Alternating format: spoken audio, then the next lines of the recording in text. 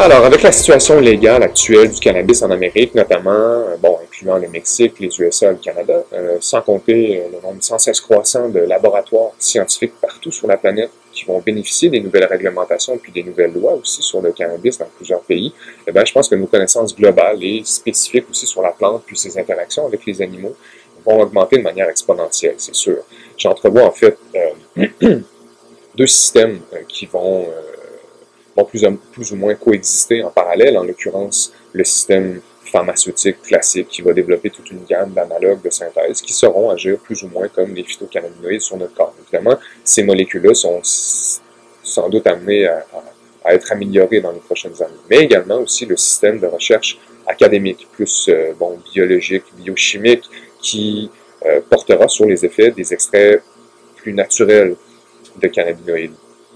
Ces deux groupes de connaissances-là sauront sans doute se nourrir l'un l'autre pour augmenter puis bonifier finalement notre savoir collectif sur la question des cannabinoïdes et du système endocannabinoïde chez les animaux.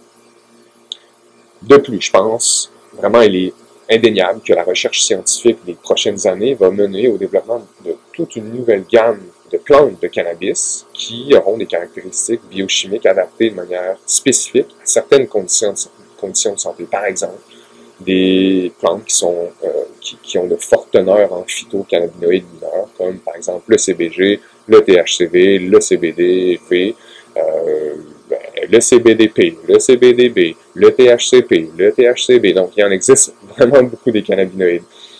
Et également aussi des plantes qui sont mieux adaptées au système de production actuel, autant extérieur qu'intérieur, qui est quand même un point non négligeable.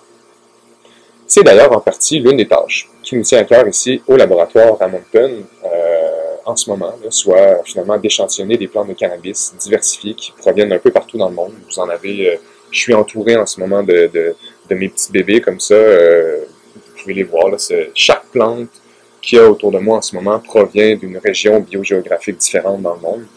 Par exemple, ici, on a un beau chanvre du Japon, hein, oui. Puis une plante d'architecture très sativa d'Asie du Sud-Est, Thaïlande. Donc voilà, on a aussi toute la région du croissant fertile au Moyen-Orient, Tibet et tout. Donc vraiment, en fait, ce qu'on recherche, c'est des profils chimiques et génétiques qui sortent de l'ordinaire et qui pourraient nous permettre de développer des plantes et des produits dérivés à partir de ces plantes-là qui n'existent pas encore et qui ont un potentiel thérapeutique extrêmement élevé et qui pourraient aider finalement des centaines de milliers de personnes chaque année. Donc voilà, tout à fait excitant.